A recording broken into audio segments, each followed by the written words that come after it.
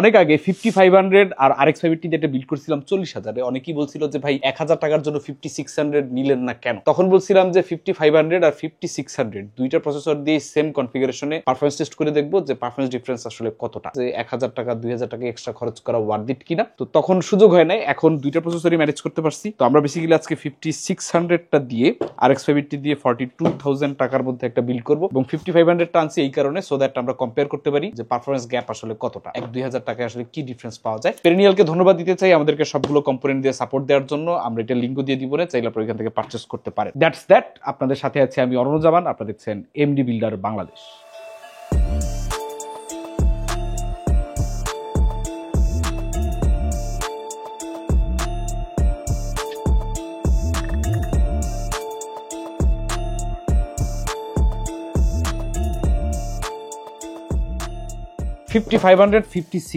দুইটা প্রসেসরের মধ্যেই কাহিনী অলমোস্ট সেম, একটু 19-20 আছে। এই 19-20 পারফরমেন্সে কতটা তফাৎ হয় সেটা আমরা দেখবো। প্রাইস হইতেছে 5500 9,000 টাকায় পাওয়া যায়, আর 5600 পাওয়া যায় হচ্ছে 11,000 টাকার মতো দামে। কিন্তু পেরিনিয়াল আমাদের 5600 শুধু 5600 নন জি দিবে হচ্ছে 10,000 টাকায়। এরপরে হচ্ছে মাদারবোর্ড আমরা পাইছি Asus প্রাইম A520MK, পেরিনিয়ালের নিজেদের ইম্পোর্ট করা, এটা অফিসিয়াল না, হইলে পরে রিপ্লেসমেন্ট গ্যারান্টি থাকতো। এইটার দাম হচ্ছে পেরিনিয়াল রাখতেছে A520MK 7,800 টাকা। এই প্রাইস রেঞ্জে আপনি হয়তো 8,000 আশেপাশে 450 বোর্ডও পাবেন বিভিন্ন কোম্পানির, চাইলে ওগুলো আপনারা চুজ করতে পারেন। যেটাই আপনারা করেন না কেন, প্রাইস 19-20 হইলে পরে ওইটা তারা অ্যাডজাস্ট করে দেওয়ার কথা আছে। তো এইখানে 520 বোর্ড না নিয়ে আপনি 550 নিতে পারেন, কিন্তু 550 নিলে পরে দাম আনরিজনেবলি বাড়বে, যেটা দরকার নাই। কিন্তু 450 ইজ এ গুড চয়েস। 450 নেওয়া আমার মনে হয় অনেকের জন্য বেটার হইতে পারে। প্রথমে মাদারবোর্ডের মধ্যে প্রসেসরটা ইনস্টল করে ফেলি। 5600 দেশীয় শিল্পের বক্স আমরা দেখতে পাচ্ছি, এই হচ্ছে 5600, আর সাথে স্টক কুলারটা আমাদের লাগবে। কোনো স্টিকার নেই, এটা আমাদের স্টক কুলার। থার্মাল পেস্ট খুব সুন্দরভাবে প্রি অ্যাপ্লাই করা আছে। তারপরে মাদারবোর্ড, এই হচ্ছে আমাদের MATX মাদারবোর্ড। তবে এই বোর্ডটা একটু চওড়া, আমি এখানে প্রেফার করতাম আপনার ম্যাক্সানের 450 বোর্ড, কারণ ওইটা ন্যারো ছিল, তাইলে পরে বিলটা আরো কম্প্যাক্ট হইতো। যেহেতু র্যাম স্লট দুইটাই আছে, সো এত ওয়াইড বোর্ড না হইলেও হইতো। এই মাদারবোর্ডটা আসলে এতই চওড়া যে এইটা দিয়ে যদি আমরা কেসের মধ্যে বিল্ড করি তাহলে আমাদের আউটলুকটা নষ্ট হবে, এবং এই চওড়া বোর্ডে আমাদের বাড়তি তেমন কোনো সুবিধা নাই। তার থেকে বরঞ্চ আমরা মাদারবোর্ডটা পাল্টাই ফেলি। হ্যালো ভাই, একটা চিকন মাদারবোর্ড পাঠান।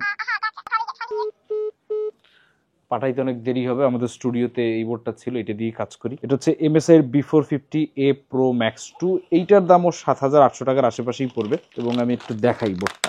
এইটা প্রায় কত 1 ইঞ্চির কাছাকাছি কম, সেম ডুয়াল স্লট র্যামের বোর্ড। এই তো আমরা এইটা বাদ দিয়ে দিই, বিদায় বন্ধু। এইটা আমরা বিল্ড করি, আর এখানে নামটা পাল্টাই দিই, MSI B450 7,800 টাকা। ওকে, এখন আমরা প্রসেসরটা মাউন্ট করব। এই হচ্ছে আমাদের 5600 প্রসেসর, এই হচ্ছে আমাদের সকেট, কোনা কোনা। প্রসেসর ইনস্টলেশন শেষ। এবার কুলার বসাবো। কুলার বসানোর জন্য এই ব্র্যাকেটগুলো খুলে ফেলতে হবে।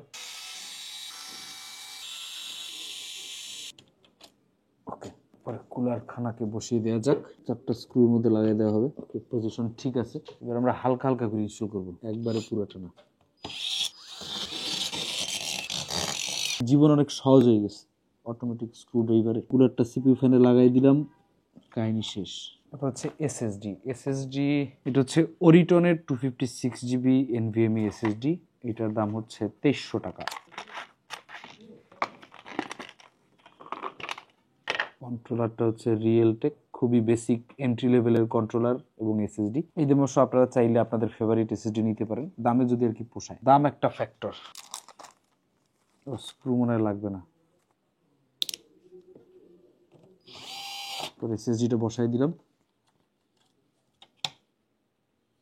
তবে একটা জিনিস ভালো করছে যে স্টিকারটা কন্ট্রোলারের উপরে মারে নাই, মানে আপনি চাইলে কন্ট্রোলারটা দেখতে পারেন। ওকে, আমাদের SSD ইনস্টলেশন শেষ। এরপর হচ্ছে মেমোরি। এখানে হচ্ছে ওরিটনের 3200 মেগাহার্জের দুইটা 8GB স্টিক আছে। দুইটার দাম হচ্ছে 2200 টাকা করে, 4,400। মেটাল হিটসিঙ্ক, শক্তপোক্ত হ্যান্ড ফিল দেয়। টাইমিং টুইমিং কি কিছু দেওয়া আছে? না, টাইমিং দেখতে পাইতেছি না, বক্সের কেউ টাইমিং নাই। ওকে, এনিওয়ে ইনস্টল করে ফেলি। এটা হচ্ছে আমাদের প্রথম স্লটে লাগাই দিলাম। স্লটই আছে দুইটা, সো আরেকটা জিনিস হচ্ছে এমডির এই সিস্টেমগুলো সবসময় ডুয়াল চ্যানেল মেমোরি রেকমেন্ডেড, কারণ সিঙ্গেল চ্যানেল মেমোরি আপনি ইউজ করলে পরে পারফরমেন্স আমরা আপ টু 30% ড্রপ হইতে দেখছি। সো আমাদের মাদারবোর্ড প্রিপারেশন শেষ। 5600 MSI B450 Pro Max 2, তারপরে দুইটা Oriton 8816 3200 megahertz, Oriton 256GB M.2, দাম হচ্ছে 2300। তারপরে Oriton 8x2 3200 মেগাহার্জ 4400। এখন পর্যন্ত আমাদের খরচ গেল কত? 17,800 প্লাস 2300 মানে হইতেছে 20,100 আর 4,400, 24,500 টাকার কেল্লা ফতে। এরপরে হচ্ছে আমাদের কেস হিসেবে আমাদের কাছে অপশন আছে পেরিনিয়ালেরই ইম্পোর্ট করা ভার্চু বা ভার্টু H50 এবং আরেকটা আছে M12। H50 ব্ল্যাক দিয়ে এর আগে আমরা একটা পিসি বিল্ড করছিলাম, ওইটা রাফায়েত রাকিবের সাথে কোলাবোরেশনে, ওইটার লুকটা কেমন আপনারা দেখছিলেন। আজকে ভালো আমরা হোয়াইটটার মধ্যে বিল্ডটা করি। তো M12 আর এই H50 দুইটা দিয়ে বিল্ড করলে পরেও সেম প্রাইসই পড়বে, মানে একই হোল প্রাইসে আপনার প্যাকেজ আকারে পিসি নিতে পারবেন। বাট আমার কাছে এইটা অনেক বেশি কম্প্যাক্ট লাগে, সো আমি এইটাই বিল্ড করবো, আপাতত নামায় রাখি।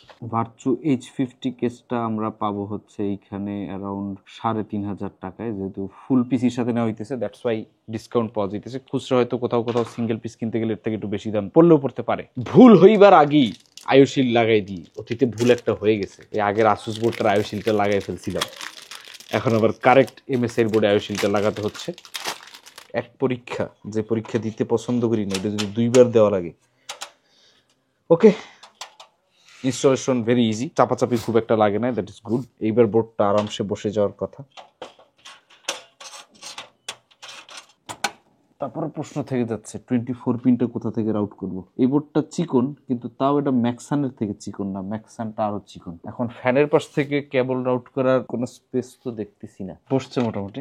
এরপর 24 পিন কেবলটা যদি আমরা আগে রাউট না করি, পরে রাউট করা কোয়াইট ইম্পসিবল। সো মাদারবোর্ডটা আগে মাউন্ট না করে let's Mount the power supply first. Power supply আমরা ইউজ করতেছি ভ্যালুটপের নিও Q450 450 ওয়াট একটা পাওয়ার সাপ্লাই। এটার মধ্যে রেটিং বলতে 80+ লেখা আছে, বাট ওইরকম কোনো সার্টিফিকেশন নাই। কম দামের পাওয়ার সাপ্লাই তো, সো ইটস নর্মাল যে এই দামে আপনি পাবেন না। Q450 এর দাম হচ্ছে 2600 টাকার মতো। এটা কেন নিতেছি? কারণ আমরা এটা জিপিইউ ইনস্টল করবো, তাই জিপিটিপি প্যারা না থাকলে একদম আরো কম দামি পাওয়ার সাপ্লাই দিয়ে কাজ চালানো যেত, বাট কম দামি পাওয়ার সাপ্লাই রেটিং ছাড়া পাওয়ার সাপ্লাই গুলো একটু রিস্কি। আর যেহেতু আমাদের 5 কোটি টাকার কোনো পাওয়ার সাপ্লাই টেস্টিং ইকুইপমেন্ট নাই, সো কিছু করারও নেই, আপাতত এভাবেই চালিয়ে দিই। 2600 টাকার পাওয়ার সাপ্লাই অনুযায়ী প্যাকেজিং খারাপ না, ফুললি নন-মডুলার পাওয়ার সাপ্লাই। এই হচ্ছে আমাদের sets of cables.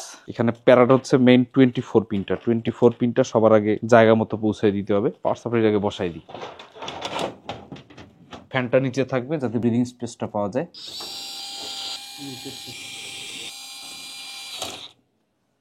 Okay, power supply installation শেষ। এরপরে সবার আগে 24 পিনটাকে চালান করে দিতে হবে এখান থেকে। এরপরে এই ভাইয়াটিকে নিচ থেকে দেয়া যেতে পারে। আর রইল বাকি ফ্রন্ট প্যানেল। তো ফ্রন্ট প্যানেলটা এইখান থেকে, আর অডিও হচ্ছে এখান থেকে। এইবার মনে হয় আমরা মাদারবোর্ড বসাইতে পারি, তবে এখানে যুদ্ধ বিগ্রহ হবে। যুদ্ধ বিগ্রহের জন্য মানসিক প্রস্তুতি রাখতে হবে। এইবার বেশ ফিটফাট হয়ে বসে গেছে। এবার মাদারবোর্ডটাকে সিকিউর করে দিই আমরা। তবে এই কেসটা যদি এই মাদারবোর্ডের পাশে 1 ইঞ্চি জায়গা বাড়তি থাকতো, তাইলে হয়তো লাইফ অনেকটা ইজি হইতো। এরপরে 24 পিন ফ্রন্ট ইউএসবি ডান। এরপরে হচ্ছে রিসেট সুইচ। রিসেট সুইচে আমরা লাগাবো হচ্ছে আমাদের বাতি। তাহলে আপাতত আমাদের খালি পাওয়ার সুইচটা লাগাইলেই হইতেছে। পাওয়ার সুইচ হচ্ছে এই দুইটা, এই থেকে টপ দুইটা, আর বাকিগুলো পেছনে চালান করে দিই। এটা পাওয়ার এলইডি দুইটা আছে, লাগাইলেও হয় না লাগাইলেও হয়, লাগাই দিই। এবার রিসেট সুইচের সাথে আমরা ফ্যানের লাইট গুলাকে কানেক্ট করে দিব, বাটন জিবি ফ্যানগুলোকে বাঁচিয়ে রাখার জন্য। এরপরে ইপিএস লাগাইতে হবে। ইপিএস কোথায়? এই যে 4 পিন ইপিএস। 4 পিন ইপিএস 5600 মার্কা প্রসেসরের জন্য যথেষ্ট।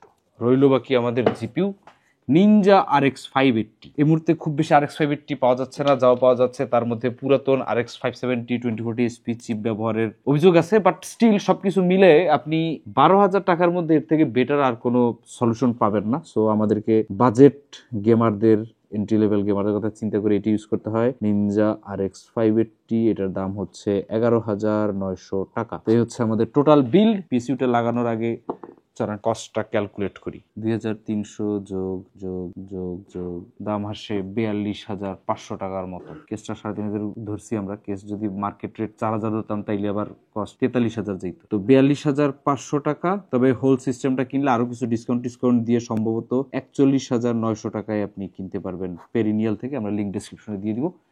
যাই হোক, চলেন এবার জিপিইউটা ইনস্টল করে ফেলা যাক। প্যাকেজিং সুন্দর আছে, লাল কালোর সংমিশ্রণ, দেখতে বেশ ভালোই। এই হচ্ছে নিনজা RX 580। অনেকটা আগের যে ম্যাক্সান বিগ ম্যাক ছিল ওই কার্ডটার কথা মনে পড়ে যায়, যদিও ম্যাক্সানের ওই বিগ ম্যাক কার্ডটা এখন আর বাজারে নাই, ইউএল হয়ে গেছে। ম্যাক্সান আর ওই পুরান কার্ড নিয়ে কাজ করে না, একদমই বন্ধ, মার্কেটে একদমই নেই। যদি থেকে থাকে তাইলে দুই একটা ডুপ্লিকেট থাকলেও থাকতে পারে। তবে এটা কোনো ব্যাকপ্লেট নাই। এই হচ্ছে কার্ডটা, হিটসিঙ্কের ওয়েটটা ফিল করা যাচ্ছে। তো এটা একটা ডুয়াল স্লট কার্ড, তো আই গেস আমাদেরকে কেবলটাকে একটু জাতা দিয়ে সাজাই দিতে হবে এবং দুইটা স্লট আমাদেরকে ওপেন করতে হবে। একটা ওপেন করাই আছে, let's break the second one. Okay, রাস্তা ক্লিয়ার। ভালো কথা, আমাদের স্ক্রু লাগবে দুইটা, পাওয়ার সাপ্লাইয়ের যে স্ক্রু, এই স্ক্রু সেম পিছে এই স্লট ওপেন করে দেওয়া হইলো। এরপরে কার্ডটা বসায় দেওয়া যাক। পিকটা ফিল করা গেছে। পিসির বেসিক কারেকশনগুলো দেওয়া শেষ, মনে হয় ফ্যান বাকি আছে। ফ্যানগুলো বেসিক্যালি সব মোলেক্স কানেক্টর। পাওয়ার সাপ্লাই থেকে একটা মোলেক্স খুঁজে বের করে পশ্চাৎ দেশে কানেক্ট করলেই কাজ হয়ে যাওয়ার কথা। এখন কেবলগুলোকে খুব চমৎকারভাবে ম্যানেজ করে মোড়ায় ঘোরায় ভিতরে চালান করে দিই। ও সরি, জিপির পাওয়ারটা তো নেওয়া হয়নি।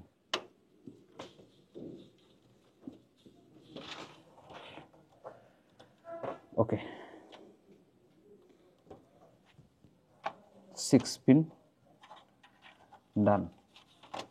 এইবারে পেছনে কেবলগুলোকে আবার ঠেসে ঠুসে ভিতরে চালান করে দিই। সময় পেলে একটু সুন্দরভাবে কেবল ম্যানেজ করা যেত। এখানে একটা কেবল টাই মারলে it will look much cleaner. তবে অনেক ঝামেলা করে ফেলছি, একটু ক্লিন করতে গিয়ে আর ঝামেলা করা যাবে না। বাকি যারা আছে তাদেরকে সসম্মানে ভিতরে জায়গা দিচ্ছি, ভিতরের দিকে চলে যান ভাই। ওকে, মোটামুটি চলে আর কি। এই হচ্ছে আমাদের বিল্ড। ওকে, পাওয়ার কেবলটা লাগাই দেওয়া গেল। যদি সব ঠিকঠাক থাকে কাহিনী হয়ে যাওয়ার কথা। বুম, সাবাস, ফুল চটপটি।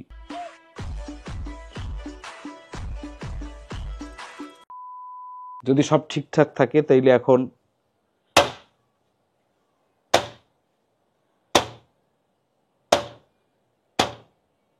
ঠিক আছে। তবে ওভারঅল এই প্রাইস রেঞ্জে যতগুলো কেস আছে তার মধ্যে আমার এই ফ্যানগুলোর যে RGB ইফেক্ট আছে এবং বিল্ড কোয়ালিটি আমার কাছে বেটার লাগে। অবশ্য সবগুলোই সিমিলার, কেসগুলো খুব একটা ডিফারেন্স নাই, but price wise virtue H50 look wise compact একটা কেস ফ্যান দেখতে ভালোই লাগে। কমপ্লেন করার যদি একমাত্র জায়গা থাকে সেটা হচ্ছে এই মেশটা। এই মেশটা আসলে খুবই নরম, সফট, চাপ দিলে ট্যাপ খেয়ে যায়। এই জন্য আপনারা যারা এই কেস ব্যবহার করবেন বেশি চাপাচাপি করবেন না। এনিওয়ে, আমাদের বেসিক বিলটা শেষ, মানে 41,900 টাকায় 5600 দিয়ে। এখন যদি আমরা 41,000 টাকায় 5600 এর বদলে 5500 দিয়ে এই পিসিটা বানাইতাম তাহলে কেমন পারফরমেন্স পাইতাম ওইটা নিয়ে আমরা টেস্ট করবো। তো চলেন আগে সিস্টেম সেটআপ দেই, মাঝখানে কিছু বিরলস দেখে নিই, তারপরে পারফরমেন্স টেস্ট নিয়ে ফেরত আসতেছি।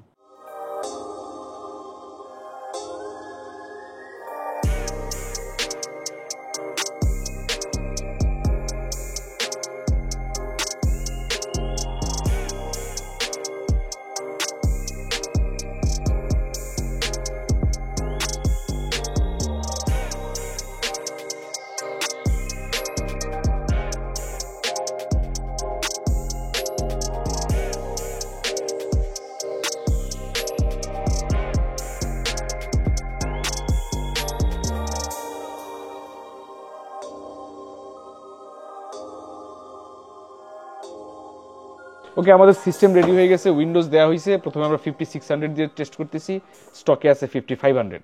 প্রথমে আমরা একটু সাইবারপাঙ্কের স্কোরস দেখি কি অবস্থা হয়। সেটিংস, ভিডিও, টিভিতে দেওয়া আছে, গ্রাফিক্স সেটিংস একটু দেখে নেন কি অবস্থা আছে, পারফরমেন্স মোডে দেওয়া আছে। এই আর কি। আমরা এখন একটা রান বেঞ্চমার্ক দিই, দিয়ে দেখি কত স্কোর পাওয়া যায়। 44, 43 এর আশেপাশে আছে,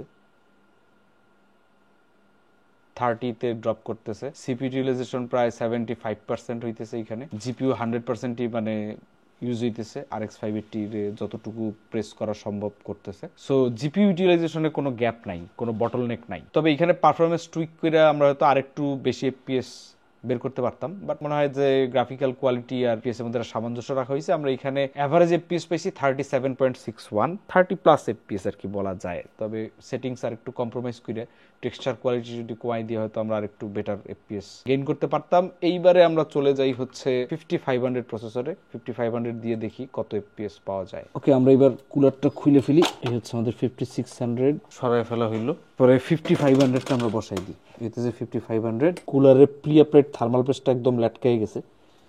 এখন এইটার আমরা এক ফোঁটা MX4 মেরে দিই।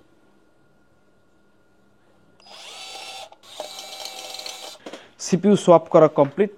আচ্ছা, আমাদের ভিডিও সেটিংস মোটামুটি সেমই আছে, গ্রাফিক্সও সেম আছে, কোনো কিছু চেঞ্জ করা হয় না, জাস্ট প্রসেসরটা সোয়াপ করা হয়েছে। এবার আমরা একটা রান বেঞ্চমার্ক দিয়ে দিই। এমনিতে 5500 আর 5600 ডিফারেন্স হইতেছে। 5600 এ আপনার 200 মেগাহার্জের বুস্ট ক্লক আপনি বেশি পাবেন, অর্থাৎ 4.4 পর্যন্ত এটা পুল করতে পারবে, প্লাস ক্যাশ হচ্ছে ডাবল, অর্থাৎ 16 এমবি 5500 আর 32 এমবি হচ্ছে আপনার 5600 এ। এর পাশাপাশি আরেকটা জিনিস আছে যেটা ডিল ব্রেকার অনেকের জন্য হইতে পারে। 5600 এ আপনার যে জেন 4 পিসিআই জেন 4 সাপোর্ট করে, সো ওই সুবিধাটা কিছু কিছু ক্ষেত্রে পেতে পারেন। তবে RX 580 ওরফে RX 570 2048 এসপি এইসব কার্ডে আপনি হয়তো ওই জেন 4 আর জেন 3 ডিফারেন্সটা খুব বেশি দেখবেন না, তবে এসএসডির ক্ষেত্রে ডেফিনেটলি দেখবেন। এবং এর সাথে সাথে যদি আপনি কোনো হায়ার এন্ড গ্রাফিক্স কার্ড ব্যবহার করেন যেটা জেন 4 এ বেটার ক্যাপাবিলিটি দেখায়, যেমন 4000 সিরিজের এনভিডিয়া, এইসব কার্ডে গেলে পরে তখন কিন্তু আপনি পরিষ্কার ডিফারেন্সটা দেখতে পারবেন। তো এখন আমাদের গেম চলতেছে, বেঞ্চমার্ক রান হইতেছে আর কি, বেঞ্চমার্ক পাস। তো এইখানে মনে হয় না আমার এফপিএস এ আহামরি কোনো তফাৎ দেখা যাবে যেটা ডিল ব্রেকার হবে। তাও দেখা যাক শেষ পর্যন্ত রান হইলে পরে কি হয়, এভারেজ স্কোর কত আসে। RX 580 মতো কার্ডকে এই দুইটা সিপিইউ আপনারা একদম 100% ইউটিলাইজ করতে পারতেছে, কোনো বটলনেক দেখতে পারতেছি না। আমাদের এভারেজ এফপিএস কিন্তু 37.48 আসছে, অর্থাৎ অলমোস্ট আইডেন্টিক্যাল, কোনো ডিফারেন্সই আপনি দেখতে পারবেন না। শুধুমাত্র তাইলে সিগনিফিক্যান্ট ডিফারেন্স যেটা আছে সেটা হচ্ছে gen 3 support versus gen 4 support. That's that. যারা gen 4 SSD plus graphics card use করতে চান তারা হয়তো 5600 দিয়ে নিতে পারেন, বাট RX 580 40,000 টাকা বাজেটে 5600 5500 এ আহামরি তফাৎ নাই। বাট আপনি যদি চান 1000-1500 টাকা বেশি খরচ করে 5600 নিতে, মেবি নিতে পারেন। আর যদি একটু কম্প্রোমাইজ করতে চান তাহলে 5500 দিয়ে বানাই ফেলতে পারেন। দেখা হবে পরের কোনো ভিডিওতে, সেই পর্যন্ত আল্লাহ হাফেজ।